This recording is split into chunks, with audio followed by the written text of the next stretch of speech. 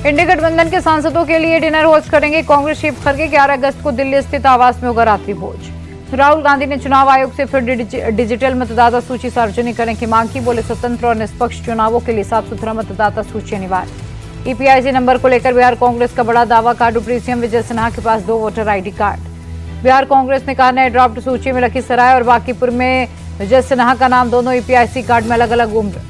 RJD नेता तेजस्वी का सवाल पूछा, विजय सिन्हा लखीसराय और बांकीपुर के वोटर, ये गड़बड़ी डिप्टी सीएम की या चुनाव आयोग की? तेजस्वी यादव की मांग, Vijay Sinha 2 voter ID card पर जवाब दें, क्या चुनाव आयोग अब उन्हें नोटिस भेजेगा? तेजस्वी यादव ने एसआईआर को फर्जीवाड़ा बताया। बोले एसआईआर में बड़े पैमाने पर फर्जीवाड़ा हो रहा, बीजेपी के इशारों पर यह सब हो रहा। अपने ऊपर लगे आरोपों पर बोले विजय सिन्हा, एक जगह से नाम हटाने की अर्जी दी, बीएलओ को फॉर्म भर कर दिया था, जन्मतिथि में संशोधन करने का भी आवेदन दिया है। विजय सिन्हा बोले मैंने सिर्फ लखीसराय में वोट दिया। तेजस्वी यादव बरगलाने का काम कर रहे, झूठे आरोप लगा रहे। केंद्रीय मंत्री चिराग पासवान बोले विपक्ष संवैधानिक संस्थाओं को खत्म करना चाहता है, पहले आरोप लगाता है, फिर शिकायत की जांच होने पर सवाल उठाता है। बिहार में क्राइम कंट्रोल हुआ है, ये सिर्फ सीएम नीतीश की लीडरशिप में ही संभव था, चिराग पासवान का बयान। चिराग पासवान की 2 टूक एनडीए एकजुट है, विपक्ष अफवाह फैलाकर राजनीतिक लाभ लेना चाह रहा।